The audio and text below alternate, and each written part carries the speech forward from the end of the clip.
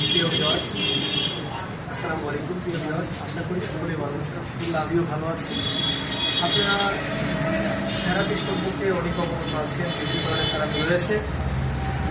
আমরা যদি আপনাকে আজকে ফিজিওথেরাপির কথা বলি, যে কথাটা একটু সম্পূর্ণ আকুপাংচার থেরাপি রেজিমেন্ট থেরাপির একটা অংশ।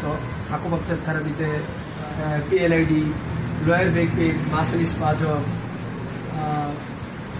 অস্টিওআর্থ্রাইটিস, রিউমাটয়েড আর্থ্রাইটিস, অনেক ধরনের বাত ব্যথাই এবং যাদের ইরেকটাইল ডিসফাংশন, যৌন অক্ষমতা, এই ধরনের খুব চমৎকার কাজ করে।